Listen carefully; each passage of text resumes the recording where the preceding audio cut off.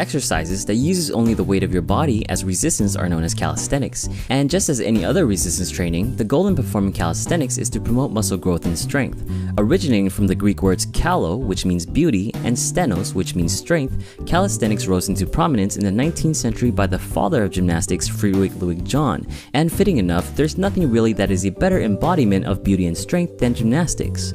Since calisthenics uses your body's weight as resistance, it's also known as bodyweight exercises. And the big question about bodyweight exercises is how effective it is for building muscle and strength, or if it's as effective as lifting weights.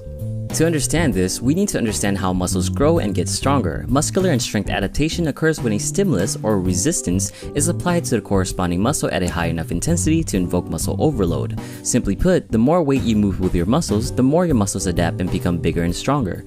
But it doesn't mean that any type of weight movement will work. Take jogging for example. Although it can be very taxing on the heart muscles and promote cardiac muscle growth, it will not promote much skeletal muscle growth, not even in your legs. The problem here is that the stimulus is not strong enough to target all the leg's muscle fibers.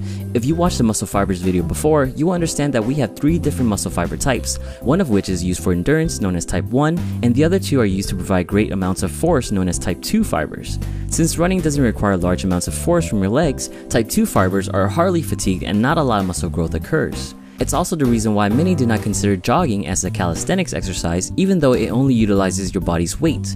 But other calisthenics exercises do in fact elicit high enough of a demand to hit those large muscle fibers. Take a pull-up for example, where on average people can hardly even do 5, the movement demands all fiber types to fire and eventually exhaust, thus promoting muscle growth.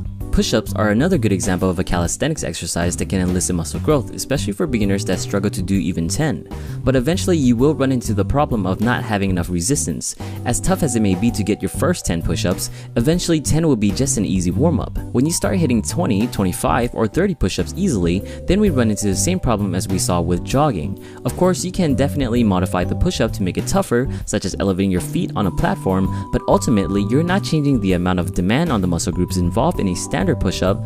Instead, you begin shifting the muscles involved in the movement. With feet elevated push-ups, your anterior shoulders begin taking the brunt of the resistance instead of your chest. So if you wanted to build your chest, you won't have enough resistance. And you might be thinking, why not just add some weight on your back? Well, at that point, it's no longer just body weight, thus no longer calisthenics.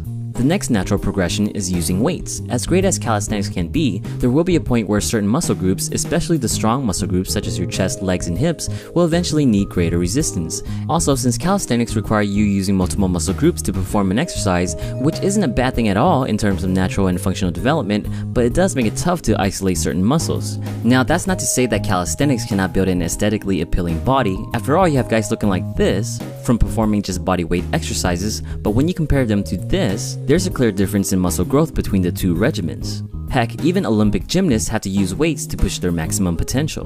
This is not to say that calisthenics has no place in anyone's exercise program, you just have to understand its uses. The great thing about calisthenics is that it's absolutely free. All you gotta have is the ground you walk on and a park with bars. The only time you have to spend money is from buying things like suspension systems or gymnastic rings. For beginners, body weight exercises will provide all the necessary compound movements that are usually found in a beginner program, and doesn't require you to motivate yourself to go to the gym. So if you do calisthenics and you like your results, stick with it. If you feel like you're starting to hit a wall, then it's time to move up to weights. Ask your health and fitness questions in the comments below. Please check us out on Patreon and like and subscribe. Thanks for watching.